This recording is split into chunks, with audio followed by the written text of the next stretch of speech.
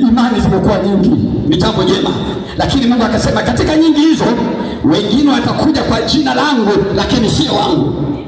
Utasikia tu anasema jamani, na mimi tuko hapa, ni mimi tunamtangaza Yesu, lakini hakemei wachawi, hakemei mapepo, hakemei waganga, hakemei. Yeye anasema tu mimi mtu hajanikosea, siwezi kushughulika naye. Naye amependa, Mungu amemtuma kwa namna yake.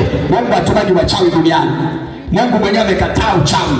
Anasema msiwaendee wachawi wala waganga wala wenye pepo ili kutiwa unajisi na wao. Naona watakugeuza tumaini lako.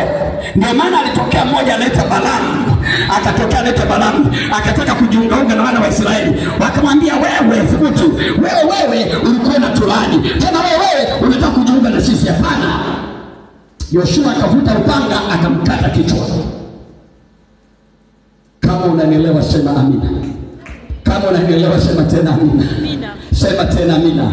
Unaona, kwa lazima mtumishi wa Mungu awe taa imulikayo gizani, awe iwe gari yenye taa. Unajua ukikaa ndani ya gari ambayo ina taa na mnasafiri usiku, mtadondokia, mtakufa vibaya.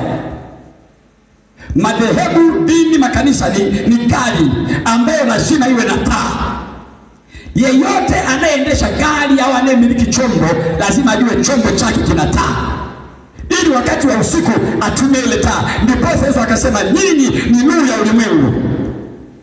Nyinyi ni nuru ya nini? Ya ulimwengu. Naye nuru yang'aa gizani, wala giza halikuiweza. Kumbe giza linatamani liweze nuru, lakini haliwezi.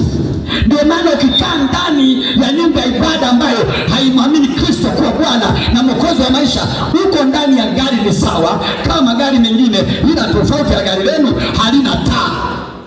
Ndio maana nyoka akiingia ndani ya nyumba isiyo na taa hamwezi kumwona, maana nyumba yote ni giza. Yesu akasema taa ya jicho ni mwili, taa ya mwili ni jicho. Kama jicho lako likikukosesha, mwili wote ni giza.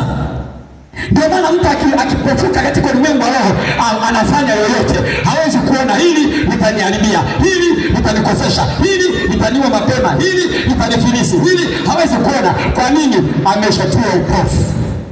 Na kuombea leo Mungu ateremshe nguvu zake za kukanyaga nje kwa jina la Yesu. Na kama mimi sema amen. Ukihubiri sana wachawi na kuwapiga wachawi, kuna mtu anakuhurumia.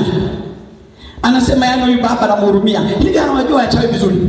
Hawajamweka kwenye kikundi. Hawajamweka kwenye kikao. Hawajamweka kwenye daftari. Tunajua daftari lipo. Daftari lipo na jina linaandikwa na unajadiliwa.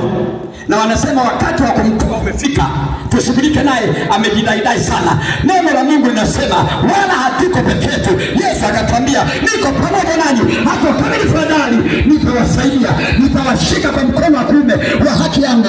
Wala uchawi hautawadhuru ninyi, wala uganga hautawadhuru